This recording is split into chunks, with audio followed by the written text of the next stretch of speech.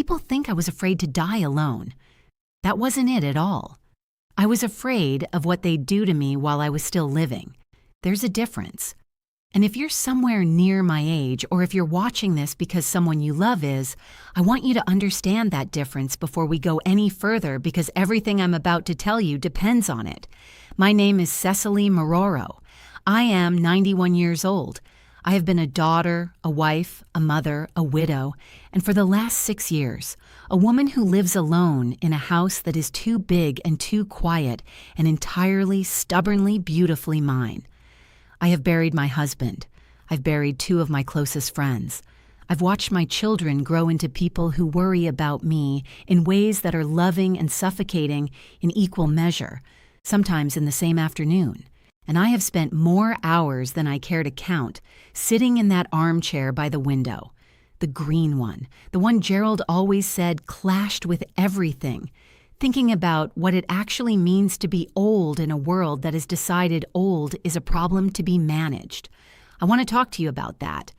I want to talk to you about the year my daughter Margaret decided I needed help, and what happened when we tried to find it, and what we found instead. It is not a tidy story. There is no moment where everyone realizes they were wrong and everything is suddenly fine. But it is a true story, and at 91 true is the only kind I have any interest in telling. Let me start with a Tuesday in November. November because the trees were already bare and the light was that flat gray that makes everything look a little defeated. I had been living alone for 4 years at that point. Gerald had been gone 4 years and 3 months. I was managing. I cooked for myself.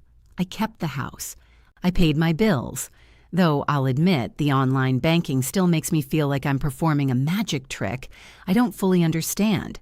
I walked to the end of the block and back every morning slowly. But I walked. I called my grandchildren on Sundays. I read. I watched my programs. I was, by any reasonable measure, a woman who was getting on with things. But Margaret had been watching me the way you watch a thing you expect to break. And that November, she called and said, "Mom, I think we need to talk." And I knew the way you know things when you've been a mother long enough, that the conversation she wanted to have was not one I was going to enjoy. She drove up on a Saturday. She brought my son-in-law, David, which told me this was serious because David normally treats visiting me the way some people treat going to the dentist. Necessary, not unpleasant exactly, but not something you volunteer for. He's a good man. He just runs out of things to say to a 90-year-old woman after about 40 minutes, and I've always respected him for not pretending otherwise. He sat at my kitchen table and drank his coffee and let Margaret do the talking, which was sensible of both of them. "Mom," she said, "we've been thinking," and the "we" told me everything. This wasn't a thought Margaret had alone. This was a conversation she and David had been having behind my back in their kitchen, probably after the children were in bed. The way parents talk about things they don't want the children to hear, except in this case, I was the child. She said, "We've been thinking that maybe it's time to talk about your options." Options. I have always distrusted that word when people use it the way Margaret used it then. Options in that context doesn't mean freedom. It means we've already decided something, and we're going to present it to you in a way that makes it seem like you have a choice. I didn't say that. I'm saying it now 6 years later because now I can. Then I sat across from my daughter and I looked at her face. She has Gerald's forehead. Always did. Wide and honest, and I saw that she was frightened. Not of me. For me. And that changed things. You can be annoyed at someone for being wrong, but it's much harder to be annoyed at someone for being afraid on your behalf. So I said, "All right, Margaret, tell me what you're thinking." And I listened. She had 3 ideas. She'd been thorough, my Margaret. She gets that from me. She'd written things down. She had a notebook. I noticed she kept it slightly out of my sight line, which I thought was considerate and also a little bit funny because I taught her to be organized, and then she was trying to hide her organizational skills from me. She laid it all out. Option 1. I could come and live with her and David. Option 2, they could find me a caregiver, someone to come in during the week, help with the house and the shopping, and what she called the day-to-day. Option 3, and she said this one quietly, gently, the way you say something, might hurt. Option 3 was that we could look at some communities, some places where there were staff, where there were other people my age, where I'd be safe. I told her I'd think about it. I thought about it for 3 weeks. And then, because I had raised my children, to be honest, and I owed them the same honesty in return, I called Margaret back and said, "Let's try your first idea. I'll come and stay with you for a while. Let's see how it goes. I want to tell you about those 8 weeks because I think they matter. Not because they were terrible. They weren't. Not exactly. Margaret's house is warm and well kept, and her grandchildren, my great-grandchildren, are loud and joyful in the way that only very small people can be. Little Oscar, who was 4 then, used to climb into my lap without asking, like it was his right, which I found unexpectedly wonderful. I hadn't had a small person in my lap in years. I'd forgotten the weight of it, the specific alive weight of a child who trusts you entirely with their body. But the thing about living in your daughter's house when you are 90 years old is that you become very quickly a guest. Not because anyone means it, not because Margaret and David weren't kind. They were unfailingly kind. And sometimes that kindness felt like a door closing very softly in my face. They had a routine, a beautiful, busy, tightly scheduled routine that had been built around their lives, their children's school days and football practices, David's work hours, Margaret's as she does something with computers consulting. I've never entirely understood it, but it pays well. And into this routine, I was inserted like a piece of furniture that didn't quite fit, but everyone agreed to work around. Dinner was at 6, not because I wanted dinner at 6. I've never been a 6 o'clock dinner person.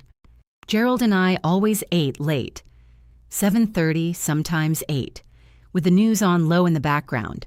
But 6 was when the children ate, and it was easier if we all ate together. And so I ate at 6 and smiled and was grateful. I woke at 5 in the morning, the way I always have, and lay still in the dark of the guest room, so I wouldn't disturb anyone. The guest room had a good mattress. It smelled of the lavender Margaret puts in the linens, which is lovely, objectively lovely, and not the smell of my house. Not Gerald's smell, which was, well, that's gone from everywhere now, except sometimes. Sometimes in the back of the wardrobe, I think I catch something. Maybe that's just longing making things up. At my age, longing is very creative, and I was helpful where I could be. I read to the grandchildren. I folded laundry. I still fold laundry faster and cleaner than anyone I've ever met. 60 years of practice will do that. I made my potato soup one Sunday and everyone ate 2 bowls, which pleased me more than it probably should have. But I was also in the way. I heard it once, not clearly, not a full sentence, just a fragment. David's voice through the wall of the kitchen when he didn't know I was in the hallway. Something about the bathroom in the morning and the schedule, and then Margaret's voice. Lower, and then silence. I stood in that hallway for a moment, and I thought, I am the thing they are managing around. I have become a schedule problem. I didn't cry about it then. I cried about it later in the lavender-smelling guest room quietly with my face turned toward the window so the sound wouldn't carry. I wasn't crying from sadness exactly. It was more like, do you know the feeling when you've been holding something heavy for a very long time and you set it down for a moment and your arms start to shake from the relief of it? It was like that. The shaking kind of crying, the kind that comes from finally admitting something to yourself. I called Margaret the next morning and told her I wanted to try the second option. She sounded relieved, and I loved her too much to be hurt by that. The caregiver arrived on a Monday morning in January.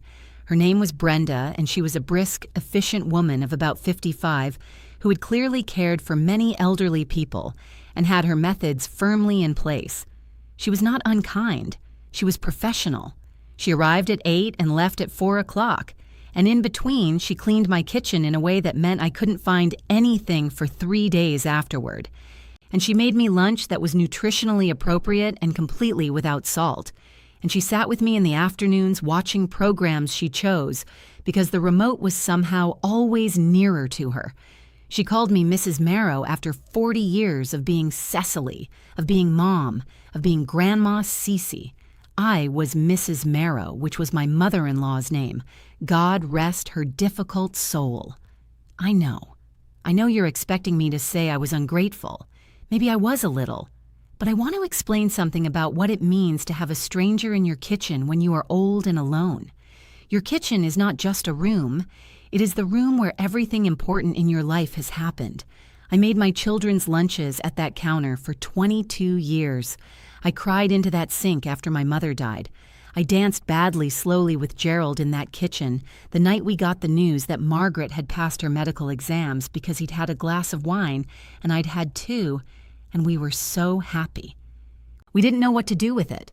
That kitchen is 40 years of my life pressed into the walls, and Brenda's presence in it, however well-meaning, felt like someone walking through a church while the service is still going on, polite but wrong. And the money. I haven't talked about the money yet, but I should because that was real and it mattered. Gerald left me comfortable, but not wealthy. My pension is modest. Brenda's agency cost more per month than I was prepared for, and Margaret offered to help, and I let her for 3 months to then I sat down one evening and I looked at the numbers, really looked at them. The way I used to look at the household accounts in the lean years, Gerald was a teacher. We had 4 children. Lean years were most years, and I thought this is not sustainable, not without becoming a financial burden on my daughter, and I have never, not once in 91 years, wanted to be a burden on anyone. I may have many flaws, stubbornness, chief among them, according to everyone who has ever loved me, but I have always carried my own weight. So I told Margaret to cancel the agency, and she cried. And I said, "Margaret, please don't cry. This isn't a tragedy. This is just thinking." And she said, "Mom, then what? What do you want to do?" And I said, "Let me think." She was quiet for a moment. Then she said, "Mom, I need you to also think about the other option, the communities. Just look. Just go and look." I want to be fair. I promised myself I'd be fair about this part because my experience is not everyone's experience. And I know there are places that are good and kind and dignified. I'm not going to tell you that every such place is a warehouse for the nearly dead, because that would be dishonest, and it would be unkind to the people who work in them, many of whom are doing something genuinely difficult with genuine care. But I will tell you what I felt when we visited the one Margaret had found: a bright place, cheerful colors, a common room with a piano that no one was playing, a garden that was nicely tended, staff who called me sweetheart within 5 minutes of meeting me, which I found notable. They showed me a room to a single room with a window that looked over a courtyard and a bathroom, with handrails and a board on the wall, where they wrote the day's date and the day's activities. And the activities for that day were 9 o'clock morning stretches, 10 o'clock crafts, 12 lunch, 2 o'clock a film, 4 social hour. I stood in that room and I thought, I have been making my own decisions since 1935. I have outlived a depression, a war, 4 presidents I liked and 6 I didn't. And I have been making my own decisions every day of my life for 9 decades. And now, a cheerful young woman with a clipboard is going to tell me that at 2 o'clock I will watch a film, and at 4 I will socialize. I have never, not once in my entire life, socialized on a schedule. I smiled. I said, "How lovely." I asked very polite questions, and on the drive home, I looked out the window of Margaret's car and I thought, not yet. I am not ready to give up the thing that makes me me, because the thing that makes me me is the right to decide what I do at 2 o'clock in the afternoon. That right is not a luxury. At 91, after everything life takes from you, the husband, the strength, the steadiness of your hands, the friends who leave one by one until you have to count them on one hand and still have fingers left. That right is the last essential thing, and I wasn't ready to hand it over to a clipboard. I told Margaret, "Not yet, maybe someday, but not yet." And she was quiet in the way that meant she was worried, but she was also somewhere underneath the worry, relieved to hear the fight still in me. Because Margaret has been listening to the fight in me her whole life. Even when it exhausted her, even when we argued about it, and we have argued, believe me, we are two stubborn women who love each other enormously and occasionally cannot be in the same room. And I think some part of her would have been more frightened if the fight had gone. So there we were. No daughter's house, no agency, no community with a 2:00 film, just me and my two big house and the green armchair, and the problem that had not, despite everyone's efforts, been solved. What happened next was not planned. I want to be very clear about that. I did not have an idea. I did not devise a strategy. I was not clever. What happened was that I was tired and lonely, and I went outside to get the mail, which I know sounds small, but some days at 91 going outside to get the mail is an event. An unstanding at the mailbox next to mine, the house next door, which had been empty for 2 years and then in October had suddenly acquired new tenants, was a young woman I had not properly met yet, wrestling with a stroller and a paper bag of groceries, and a toddler who had decided that this moment was the precise moment to sit down on the pavement and refuse to move. She looked the way people look when they have been holding things together all day and have one hand left and they need one more hand. I know that look. I wore it for 15 years of raising children and working and keeping everything moving. I know it in the bones. I said, "Can I hold something?" She looked at me the way you look at someone when you've been running so hard. You've forgotten that other people exist. And then she said, "Yes, please." I held the paper bag. She picked up the toddler. His name was Marcus. I would learn this later. He was 18 months old and already had opinions about pavement. And she got the stroller open and the groceries inside and the baby settled. And then she stood up and looked at me and said, "I'm so sorry, I'm such a mess. I'm Cecily and I'm the opposite of a mess, which isn't always as good as it sounds." She laughed. She had a surprised laugh, the kind that escapes before you can stop it. That was how it started. Not with a plan, not with a program, with a paper bag and a toddler who didn't want to walk. Layla was 29 years old. She had moved in next door from the other side of the city, following a job that had then been eliminated 4 months after she arrived, which is the kind of thing that happens to young people now in a way that would have been unthinkable in my day. But then my day had its own cruelties. I won't pretend otherwise. She was a single mother. The toddler, Marcus, was hers, and there was also a daughter, Priya, who was 7, and had her mother's eyes and her own very definite thoughts about most things. There was no husband currently in the picture, and she didn't offer details, and I didn't ask. When you're 91, you understand that not every story needs its full context to be understood. The important thing was she was alone in a new place with 2 small children and a job search that wasn't going well, and no one to call at 7 in the morning when Marcus had a fever and she needed to get Priya to school. She had no one to call. That was the thing that got me. Oh, I've had that. I've been that. Not at 29. Gerald and I were together by 29 for better or worse, and some days both. But after Gerald died, when the children lived their own lives an hour away, and the phone felt like a prop in a play, and the mornings were so quiet it made your teeth ache. I knew the shape of that particular loneliness. I recognized it in her the way you recognize a language you once spoke. We started small. She would knock on my door in the morning sometimes. Priya needed to be at school by 8:15. Marcus was feverish. Could he just stay with me for an hour while she did the drop-off? Of course he could. Of course. Marcus was not a placid child. He had, as I mentioned, opinions. He had opinions about what to eat and what to touch and what belonged where. Iron in some of those opinions were physically dangerous, but he was also warm and curious. And he used to press his whole face against the glass of my cabinet where I keep the blue dishes, Gerald's mother's dishes, the ones I never use, and breathe on it and look at his own foggy reflection like it was the most interesting thing he'd ever seen. I found that unbearably lovable. Still do.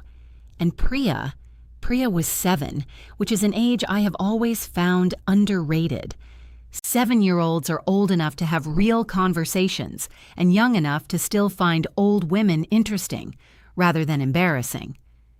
She sat at my kitchen table doing her homework while I made dinner. My dinner, the late dinner I'd gone back to eating now that no one else's schedule applied. And she asked me questions the way 7-year-olds do without filtering for what's appropriate. She asked me why my hands shook. She asked me if I'd been alive during the war.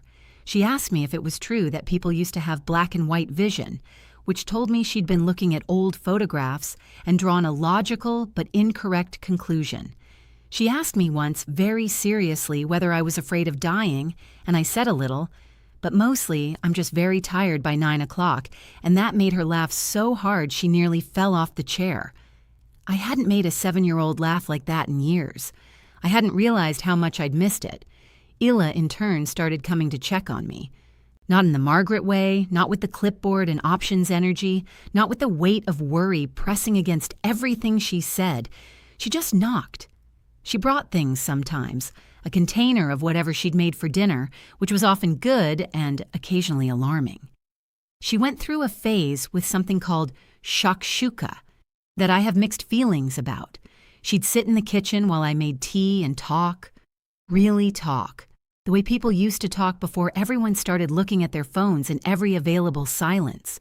She told me about her mother who lived far away and was ailing, about the job she was trying to find, about Marcus's father eventually in pieces, without self-pity, but also without pretending, about her fears, the real ones, not the polished version. She was afraid she wasn't enough for her children. She was afraid the money wouldn't last. She was afraid she'd made a mistake coming here, and there was no way to know yet whether she had.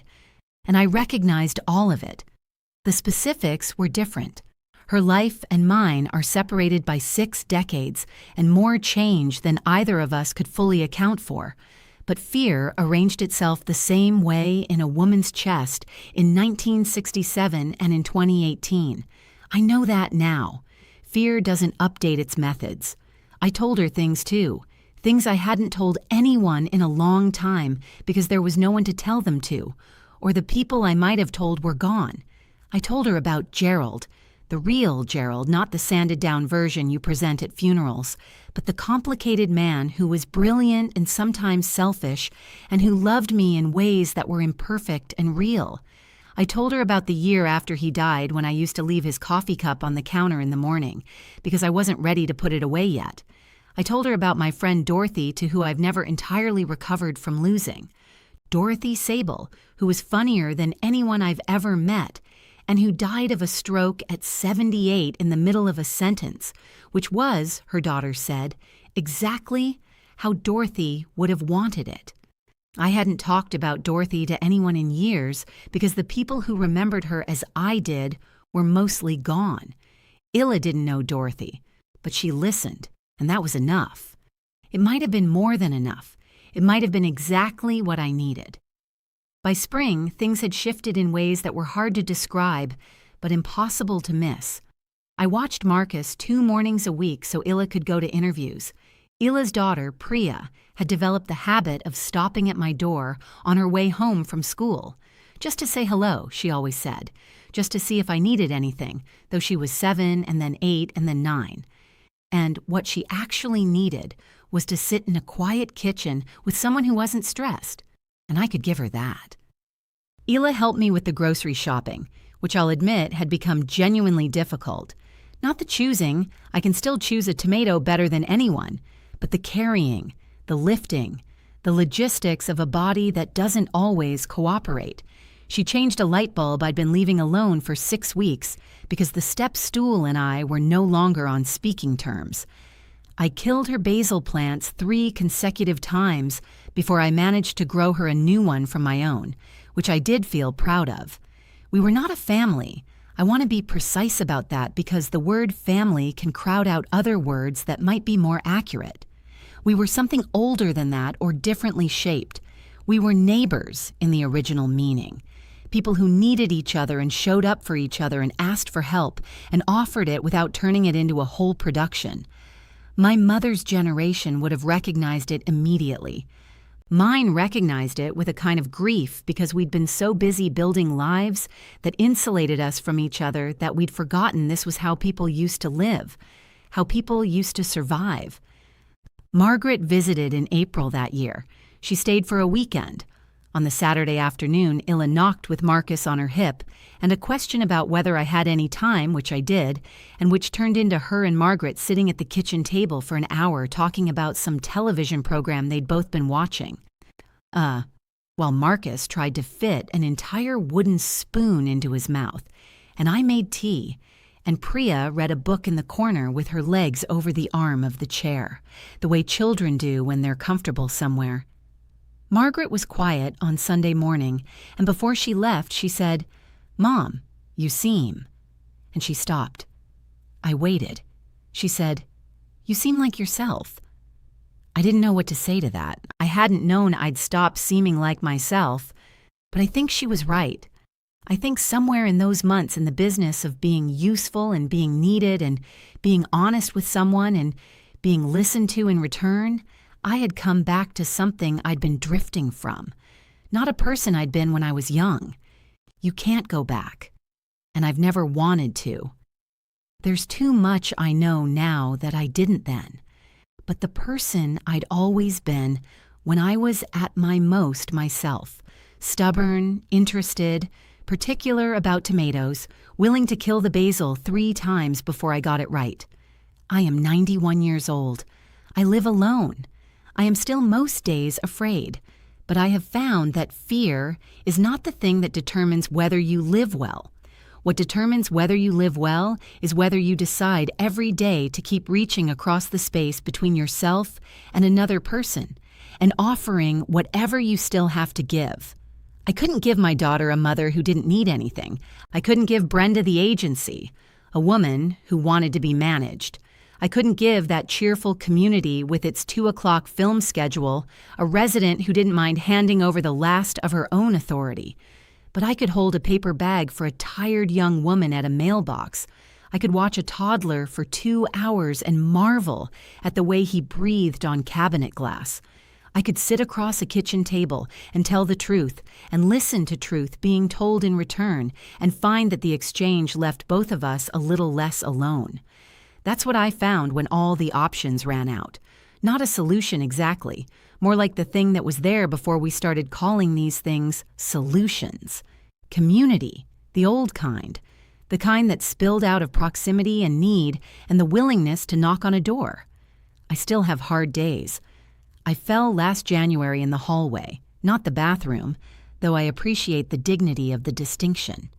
And I lay there for a moment on the floor, looking up at the ceiling, and I thought very clearly, this is it. This is the moment Margaret warned me about. And then I thought, I'm fine. I'm not hurt. I'm going to get up. And I did. It took a while, but I did. I didn't tell Margaret for 2 weeks. I told, I don't know how long this arrangement will last. Bodies have their own schedules, and they don't consult you.